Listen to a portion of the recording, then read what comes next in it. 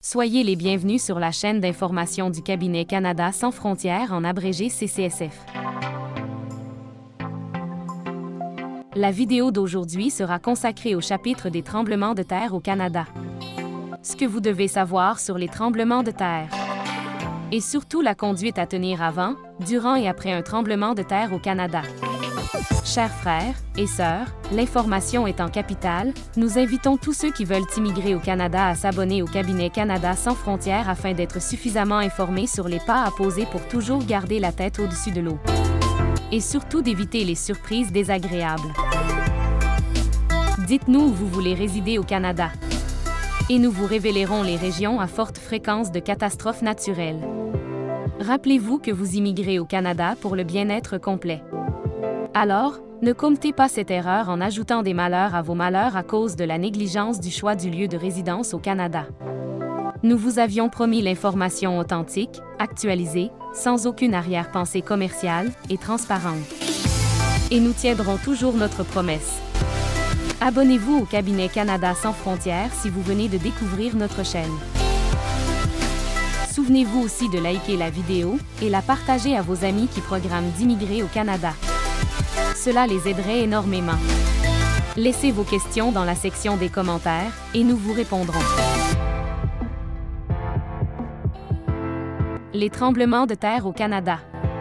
Chaque année au Canada, près de 5000 tremblements de terre sont enregistrés. La plupart sont minimes.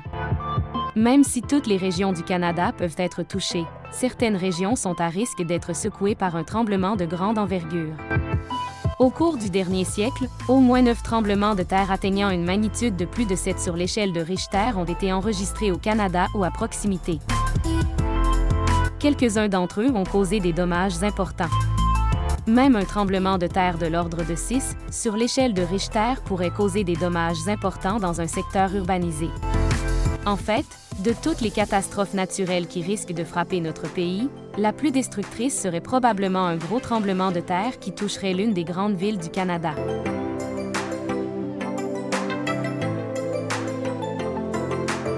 Avant un tremblement de terre. En inspectant votre maison, imaginez tout ce qui pourrait arriver dans toutes les pièces en cas de tremblement de terre viol. Au fur et à mesure, cochez les éléments que vous effectuez. Apprenez à tous les membres de votre famille, s'ils sont assez âgés, comment fermer l'eau et l'électricité.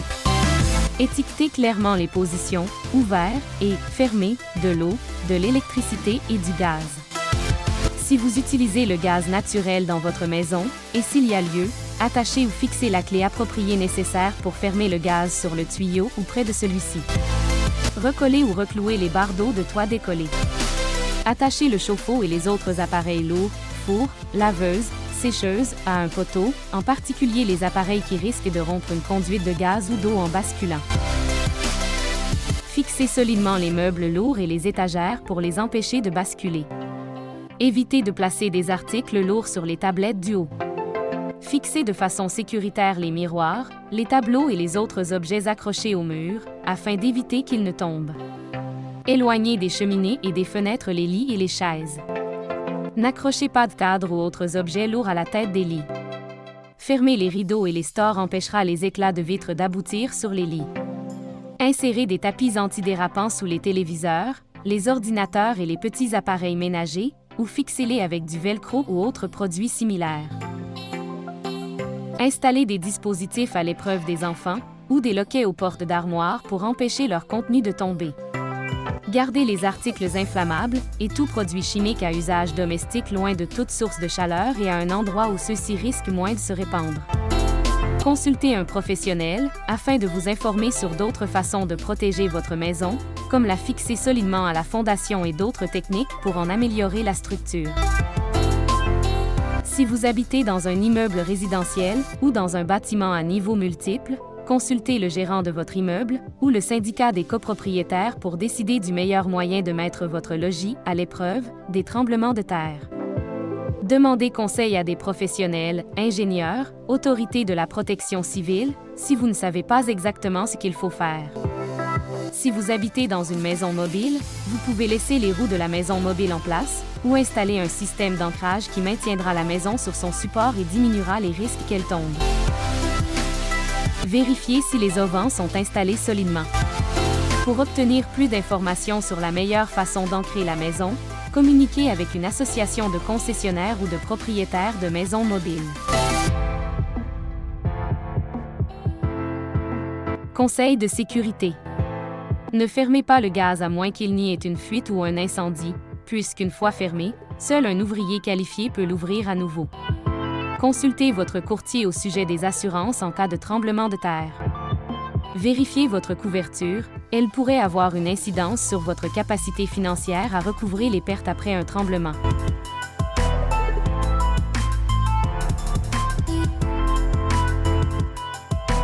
À quoi s'attendre pendant un tremblement de terre? Tremblement de terre de petite ou de moyenne envergure.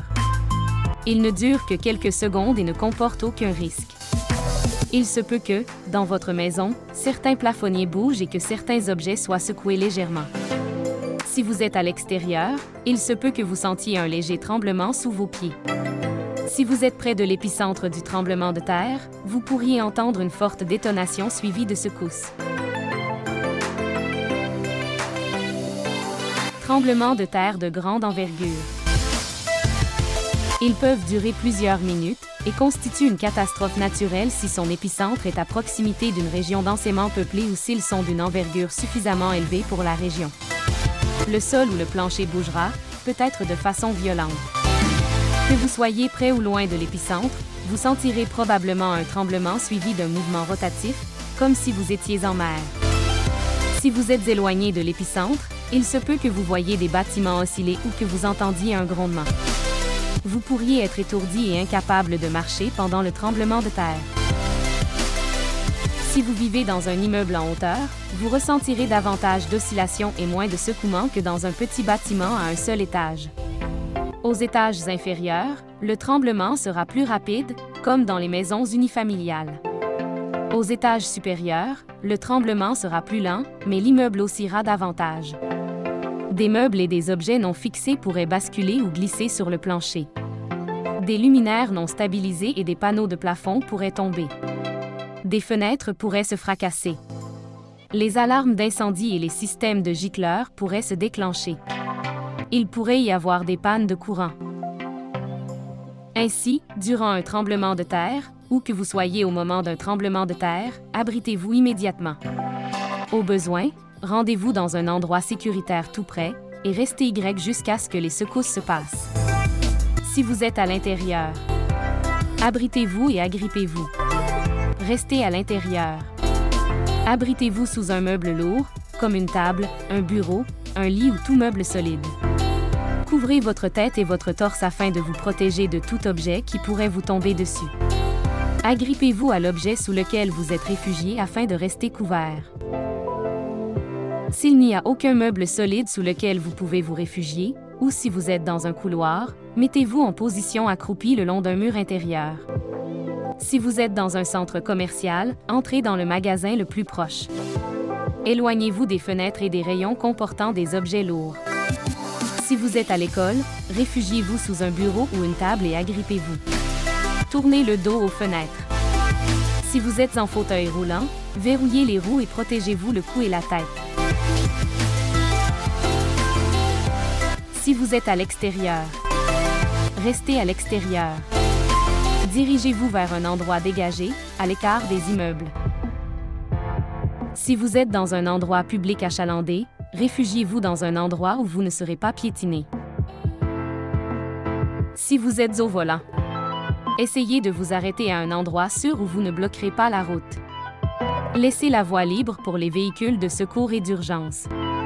Évitez les ponts, les passages sous ou sur les viaducs et les rues bordées d'immeubles susceptibles de s'effondrer.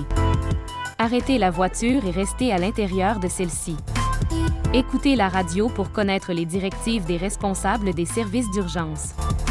Ne sortez pas de votre véhicule si des fils électriques sont tombés dessus. Attendez qu'on vienne vous secourir.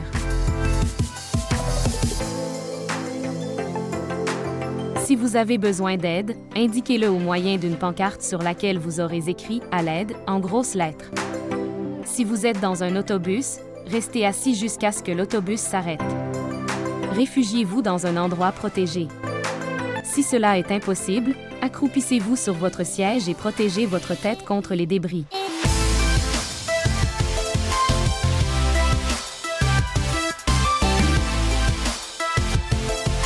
À éviter en cas de tremblement de terre. Les portes. Celles-ci pourraient se rabattre sur vous et vous blesser. Les fenêtres, les bibliothèques, les meubles en hauteur et les appareils d'éclairage. Vous pourriez être blessé par des débris de verre ou des objets lourds. Les ascenseurs. Si vous êtes dans un ascenseur pendant un tremblement de terre, appuyez sur les boutons de chaque étage et sortez de l'ascenseur aussitôt que vous le pouvez. Les fils électriques tombés. Tenez-vous au moins à 10 mètres de distance pour éviter les blessures. Les côtes. Les tremblements de terre peuvent causer d'importantes vagues océaniques appelées tsunamis.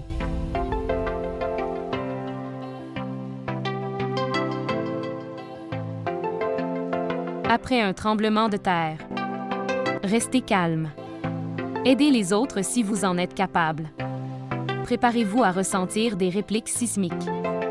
Écoutez la radio ou la télévision pour connaître les directives des responsables des services d'urgence et respectez ces directives. Replacez les récepteurs téléphoniques dans leur support. N'utilisez le téléphone que si vous avez besoin de services d'urgence. Mettez des souliers robustes et des vêtements de protection pour éviter les blessures causées par les débris, en particulier le verre brisé. Vérifiez si votre maison a subi des dommages structurels ou si elle présente d'autres dangers. Si vous croyez qu'elle n'est plus sécuritaire, n'y entrez pas. Si vous devez quitter votre maison, apportez votre trousse d'urgence et d'autres articles essentiels avec vous. Affichez un message bien en vue, donnant l'endroit où on pourra vous trouver. Ne gaspillez pas la nourriture ou l'eau, puisque le ravitaillement pourrait être interrompu. N'enflammez pas d'allumettes et n'ouvrez pas les lumières jusqu'à ce que vous soyez certain qu'il n'y a pas de fuite de gaz ou de liquides inflammables.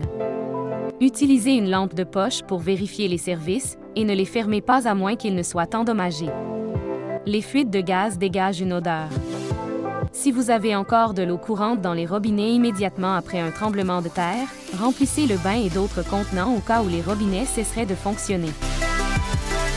S'il n'y a pas d'eau courante, rappelez-vous que vous pouvez puiser de l'eau dans le chauffe-eau, assurez-vous que l'eau n'est pas chaude avant d'y toucher, et dans le réservoir de la toilette, pas dans la cuvette. Ne tirez pas la chasse d'eau si vous soupçonnez que des conduites d'égout pourraient être endommagées. Nettoyez soigneusement tout matériel dangereux qui se serait déversé. Portez des gants et des lunettes de protection appropriées. Après vous être assuré de la sécurité des membres de votre demeure, voyez à celle de vos voisins. Organisez des mesures de sauvetage si des gens sont pris sous des décombres, ou téléphonez au service d'urgence si vous ne pouvez pas les aider sans mettre votre vie en danger. Si vous avez des animaux domestiques, essayez de les trouver et de les réconforter. Si vous devez évacuer, amenez-les dans un refuge déterminé à l'avance qui accepte les animaux. Si vous avez besoin d'aide, indiquez-le en plaçant dans la fenêtre une pancarte sur laquelle vous aurez écrit « À l'aide » en grosses lettres. Faites attention aux effets secondaires. Même si les tremblements de terre sont la principale source des dommages, les effets secondaires peuvent également être très destructeurs. Ces effets secondaires sont, entre autres, des glissements de terrain, la liquéfaction de sols sablonneux saturés, des inondations dans des terres basses et des tsunamis frappant des côtes.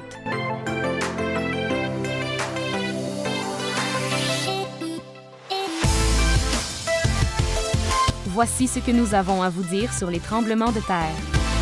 Retrouvons-nous dans notre prochain épisode pour la suite de ce qu'il faut faire avant, pendant et après d'autres catastrophes naturelles au Canada.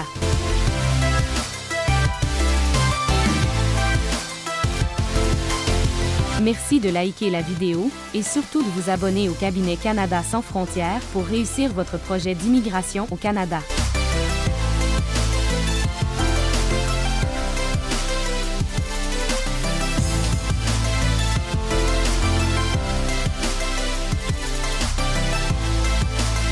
Cabinet Canada sans frontières, immigrer au Canada en toute assurance.